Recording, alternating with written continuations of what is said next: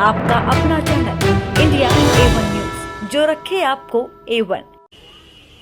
मेरे सभी साथियों को मेरा नमस्कार, मेरा प्रणाम। मुझे बेहद खुशी है, इतनी सारी महिलाएं आज इस कार्यक्रम में आई हुई हैं। सब लोगों को मेरा सादर प्रणाम। एक बार जोर से सब लोग बोलेंगे, जय भीम, जय भीम। आज मैं समझता हूं कि इस देश नहीं, पूरी दुनिया के एक बहुत बड़े महापुरुष के महापरिनिर्वाण दिवस के अवसर पे हम लोग एकत्रित हुए हैं।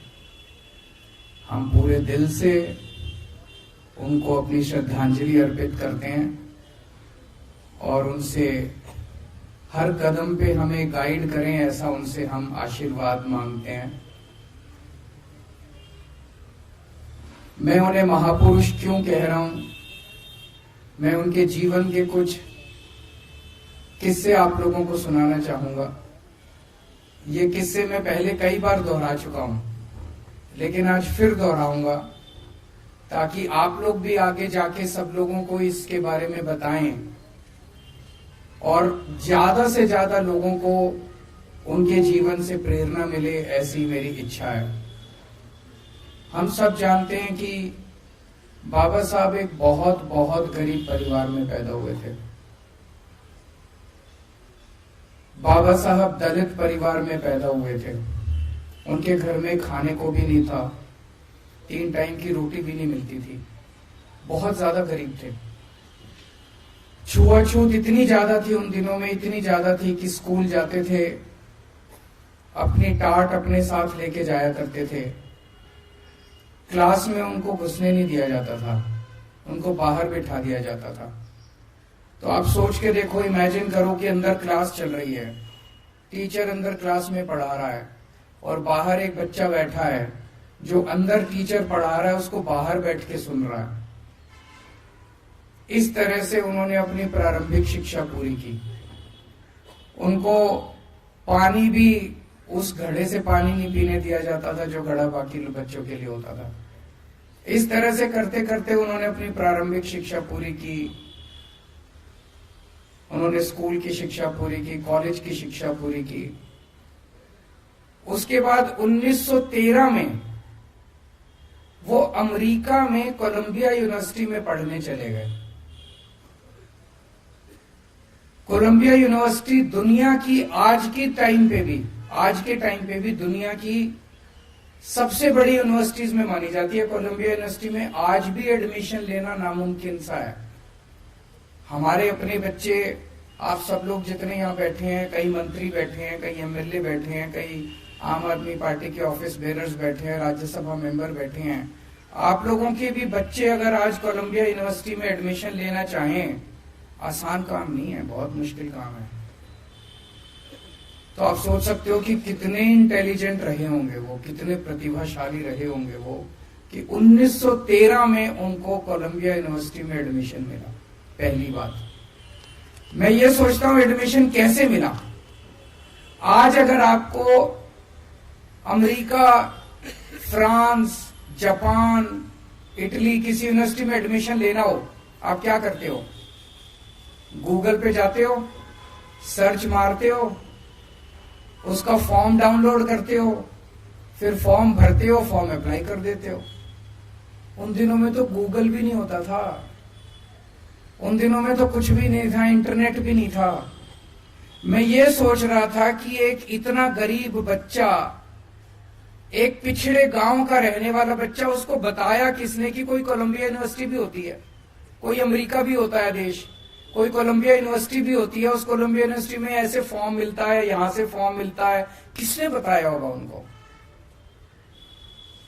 खैर, उनको कोलंबिया यूनिवर्सिटी में एडमिशन मिला, वहां से उन्होंने पीएचडी करी।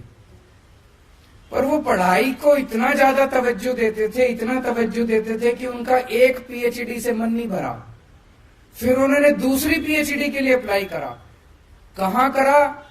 लंदन स्कूल ऑफ इकोनॉमिक्स में। लंदन स्कूल ऑफ इकोनॉमिक्स में तो इम्पॉसिबल है एडमिशन लेना, इतना मुश्किल है एडमिशन लेना, आज की डेट में भी इतना मुश्किल है एडमिशन लेना। उनको लंदन स्कूल ऑफ इकोनॉमिक्स में एडमिशन मिला, वहां वो पढ़ने के लिए गए, बीच में उनके पैसे खत्म हो गए, वो थोड़े दिन के लिए वापस आए, थोड़े पैसे इकट्ठे किए, फिर दोबारा वो गए और दोबारा उन्होंने जाके अपनी डॉक्टरेट पूरी करी।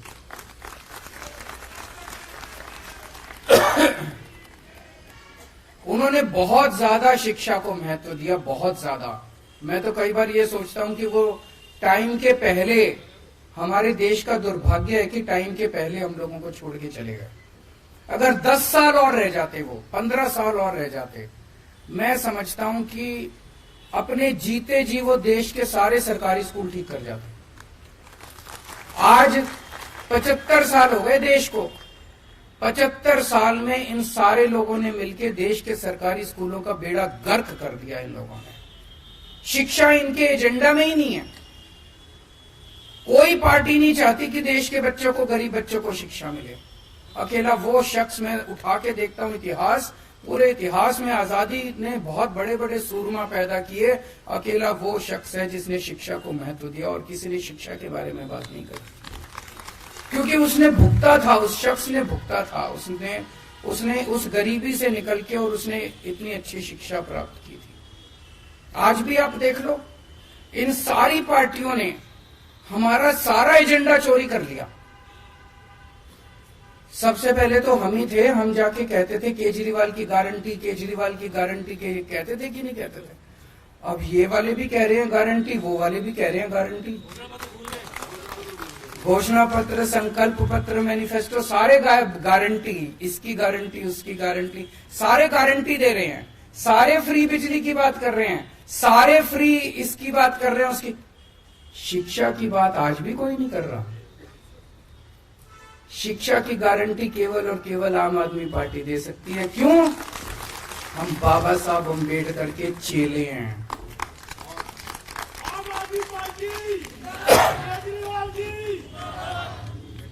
आज भी कोई, दोनों पार्टियां उठा के देख लो, दोनों के गारंटी कह लो, संकल्प पत्र कह लो, कुछ भी, दोनों में से कोई पार्टी नहीं कहती आपके बच्चों के लिए स्कूल बनवा देंगे।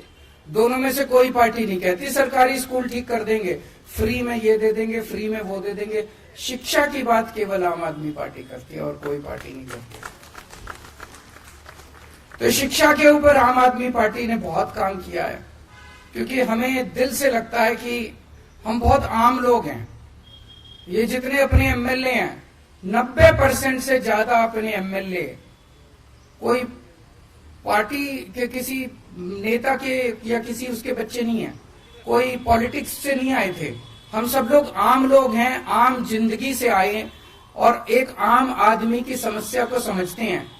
मेरे पिताजी, मेरी माताजी, मेरे दादाजी, मेरे नाना जी, मेरी नानी, मेरे मामे, दूर दूर तक मेरी पूरी रिश्तेदारी में कोई पॉलिटिक्स में नहीं है।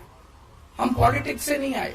ऐसे ही सारे हमारे एमएलए हैं, हमारे मंत्री हैं, जो बहुत आम जनता के उससे आए हैं। हम शिक्षा के महत्व को समझते हैं कि अगर एक परिवार के बच्चे को शिक्षा मिल जाए, उस परिवार की तो वो तो गंगा नहाया हो जाता है। वो परिवार, उसका तो फिर बेड़ा पार हो जाता है, उसकी गरीबी भी दूर हो जाती है, उसकी कई समस्याएं दूर हो जाती है। और अगर किसी परिवार के बच्चे को शिक्षा ना मिले तो आने वाली पीढ़ी दर पीढ़ी वो पिछड़ा ही रहता है, वो आगे नहीं बढ़ पाता। तो शिक्षा सबसे जरूरी है, ऐसा हम लोगों को वो है। तो सबसे ज्यादा हम लोगों ने शिक्षा पे जोर दिया। और जितना मैं सोचता हूं, मुझे लगता है कि जानबूझ के इस देश के अंदर 75 साल जानबूझ के लोगों को अशिक्षित रखा गया। अगर 5 साल के अंदर, 7 साल के अंदर आम आदमी पार्टी की दिल्ली सरकार दिल्ली के 2 करोड़ लोगों के बच्चों को अच्छी शिक्षा दे सकती है, तो 75 साल में क्या हमारे देश के लोगों को, 140 करोड़ लोगों को अच्छी शिक्षा नहीं दी जा सकती थी? दी जा सकती थी। जानबूझ के अनपढ़ रखा गया, जानबूझ के अशिक्षित रखा गया। 2 मंत्र थे बाबा साहब की जिंदगी के, संघर्ष और सेवा, और हमारे ऊपर ये दोनों लागू होते हैं।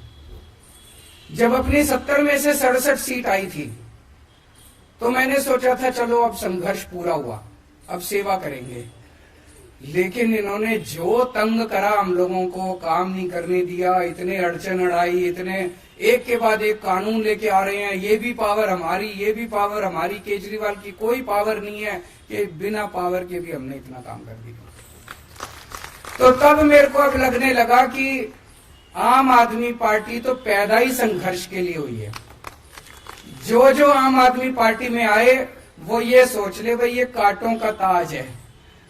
हम पैदा ही, हमारा पूरा जीवन ही संघर्ष है, संघर्ष में ही जीना है अपने को। जैसे बाबा साहब अम्बेडकर का पूरा जीवन ही संघर्ष था, हमें भी संघर्ष में ही जीना है। आज भी ये मतलब कभी ये काम रोकेंगे, कभी वो काम रोकेंगे, अफसर तुमको रिपोर्ट नहीं करेंगे, ये नहीं करेंगे, वो नहीं, काम नहीं करने देना इन लोगों को। और हमने भी ठान लिया काम तो करके रहेंगे हम लोग। जब हम सड़क पे थे तभी काम करवा लेते थे इन लोगों से, अब तो हम अंदर आ गए, कुछ ना कुछ रास्ते निकल ही जाएंगे। तो एक तो संघर्ष से घबराना नहीं है। संघर्ष हमारे जीवन का सबसे बड़ा, आज आपके 3-4 नेता जेल के अंदर हैं। आज अगर वो झुक जाएं, अगर वो इनकी बात मान लें, अगर वो आज बीजेपी में चले जाएं, 2 दिन के अंदर बाहर आ जाएंगे।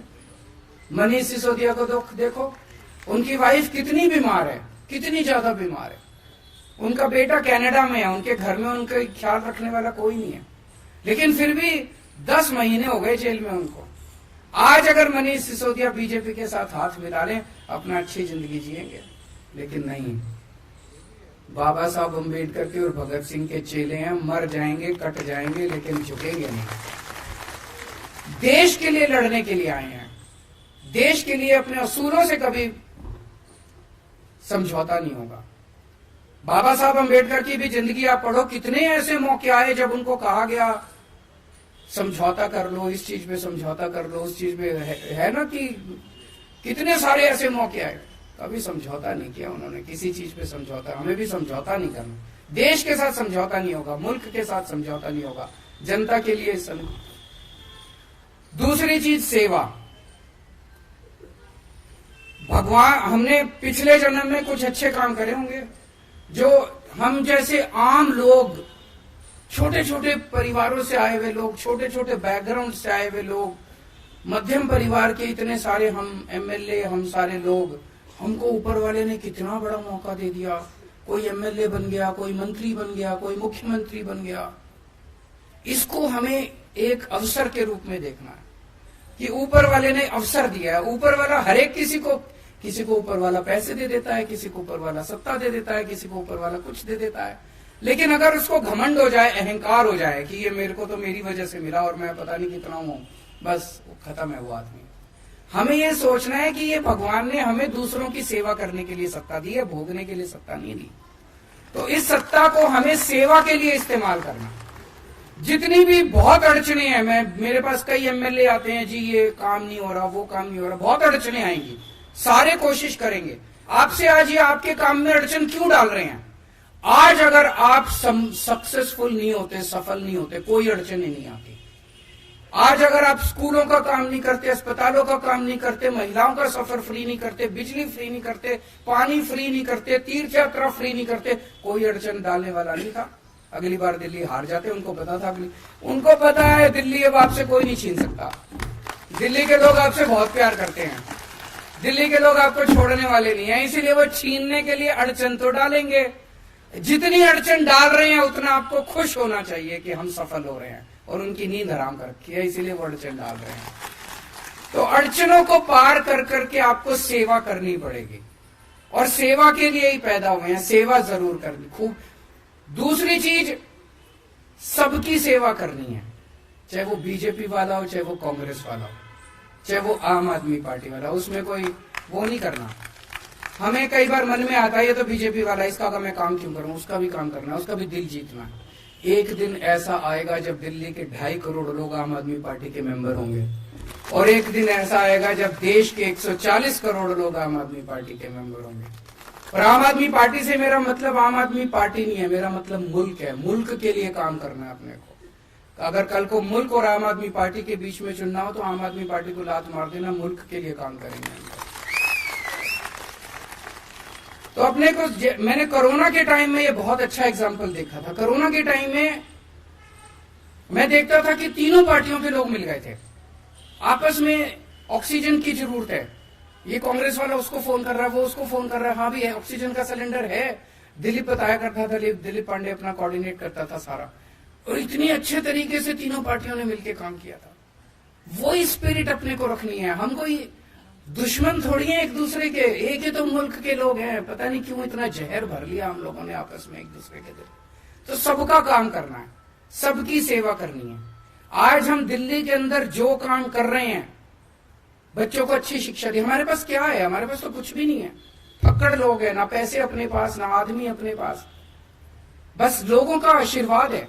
जो 18 लाख बच्चे सरकारी स्कूलों में पढ़ते हैं, आज हर एक का माँ बाप मानता है कि यार इन्होंने मेरे बच्चों का भविष्य तो बना दिया। उन 18 लाख बच्चों के माँ बाप का आशीर्वाद हमारे साथ है। आज जो करोड़ों लोगों का हमने मोहल्ला क्लिनिक में इलाज कराया, करोड़ों लोगों का अस्पतालों में इलाज कराया, अगर किसी का एक्सीडेंट हो जाए तो उसका मुफ्त में इलाज होता है, वो कुछ तो आशीर्वाद शीश दे के जाता होगा ना। उनके आशीर्वाद हमारे साथ हैं, यही हमारी संपत्ति है।